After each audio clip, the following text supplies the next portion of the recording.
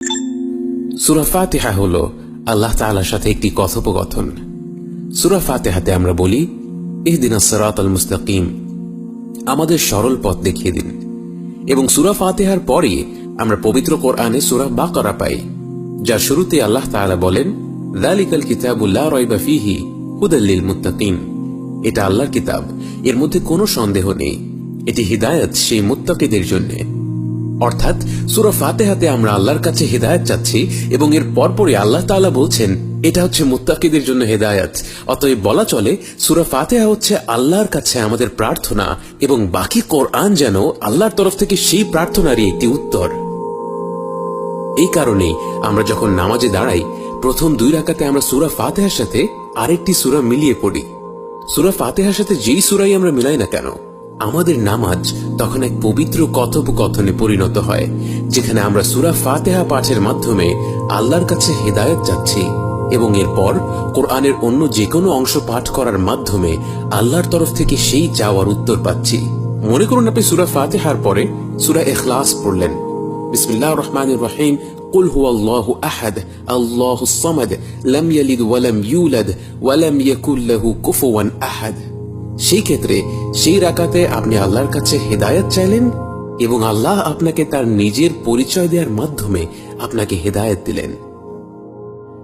শুধু এভাবেই নয়, আমরা যখন শুধু সূরা ফাতিহা পাঠ করি, তখনও বাস্তবে আমরা আল্লাহ সুবহানাহু ওয়া তাআলার সাথে একটি পবিত্র কথোপকথনে লিপ্ত হই। মুসলিম গ্রন্থের হাদিস কুদসিতে আমরা পাই, রাসূল সাল্লাল্লাহু আলাইহি ওয়াসাল্লাম বলেন, আল্লাহ তাআলা বলেন, আমার বান্দা যখন বলে আলহামদুলিল্লাহি রাব্বিল আলামিন, আমি তার জবাবে বলি হামিদানি আবদি, আমার বান্দা আমার প্রশংসা করেছে। সুবহানাল্লাহ। একবার ভেবে দেখুন, এই প্রকাণ্ড মহাবিশ্বের এক ছোট্ট নক্ষত্রপুঞ্জ রয়েছে, সেই ছোট্ট নক্ষত্রপুঞ্জে রয়েছে লাখো নক্ষত্র। সেই লাখো নক্ষত্রের মধ্যে তুচ্ছ এক নক্ষত্র, নাম তার সূর্য। সেই নগণ্য আলোক ছটাকে ঘিরে ঘুরছে গুটি কয়েক ধূলিকণার সমান গ্রহ। সেই গ্রহগুলোর মধ্যে একটি হচ্ছে পৃথিবী। নগণ্য এই ধূলিকণার কোনো এক ক্ষুদ্র কোণে শত কোটি সৃষ্টির ভিড়ে এক আপনি, মহাবিশ্বের তুলনায় ক্ষুদ্র, তুচ্ছ, উপেক্ষণীয় এক জীব। সেই আপনি মুখ থেকে উচ্চারিত করলেন আলহামদুলিল্লাহি রাব্বিল আলামিন, আর আপনার সেই কথা গোটা আকাশমণ্ডলীকে ছেদ করে পৌঁছে গেল বিস্ময়কর এই জগতের স্রষ্টার কাছে। এবং সেই মহান সত্তা, সেই মহাবিশ্বের রব আপনার এই উচ্চারণ শুনে এতটা খুশি হলেন, এতটা গর্বিত বোধ করলেন যে তিনি তার সবচেয়ে কাছের ফেরেশতাদের নিকট বললেন, হামিদানি আবদি, আমার বান্দা আমার প্রশংসা করেছে।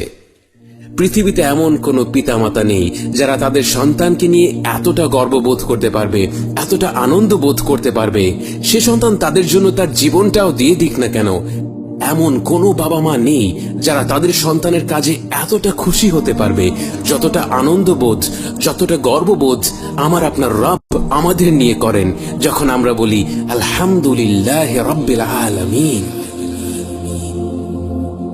এরপরে আমরা যখন বলি আর রহমানির রহিম, আল্লাহ তাআলা আরো খুশি হয়ে যান এবং বলেন আথনা আলাইয়া আবদি, আমার বান্দা আমার গুণাবলী বর্ণনা করেছে, গুণগান করেছে। অতঃপর আমরা যখন বলি মালিকি ইয়াউমিদ্দিন, তিনি বলেন মাজ্জাদানি আবদি, আমার বান্দা আমার মাহাত্ম্য বর্ণনা করেছে। এরপর আমরা বলি ইয়াকা না'বুদু ওয়া ইয়াকা নাস্তাঈন, আমরা শুধু আপনারই ইবাদত করি এবং আপনারই কাছে সাহায্য প্রার্থনা করি। তিনি তখন এর উত্তরে বলেন, এটা আমার এবং আমার বান্দার মধ্যকার ব্যাপার, আমার বান্দা যা চাইবে তাই সে পাবে। তাই এর পরপরই আমরা আল্লাহর কাছে সবচেয়ে মূল্যবান জিনিসটি চাই, কারণ আমরা বলি আমাদের সরল পথ প্রদর্শন করুন, তাদের পথ যাদের প্রতি আপনি অনুগ্রহ দান করেছেন, যারা গজব প্রাপ্ত নয় এবং পথভ্রষ্টও নয়। তখন আল্লাহ সুবহানাহু ওয়া তাআলা এর উত্তরে বলেন, এটা কেবল আমার বান্দার জন্য, আমার বান্দা যা চায় তাই সে পাবে। অতএব আমার প্রিয় ভাই ও বোনেরা, আমরা যখন নামাজে দাঁড়িয়ে সূরা ফাতিহা পড়ার সুযোগ পাব, এটা আমাদের জীবনের সবচেয়ে বড় নিয়ামতগুলোর একটি, কারণ এর মাধ্যমে আমরা স্বয়ং আল্লাহ তাআলার সাথে কথা বলার সুযোগ পাচ্ছি।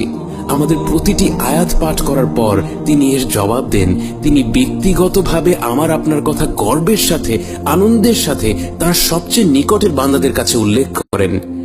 আসুন আমরা আল্লাহর সাথে এই কথোপকথনের মাধ্যমে তার নৈকট্য লাভ করার চেষ্টা করি।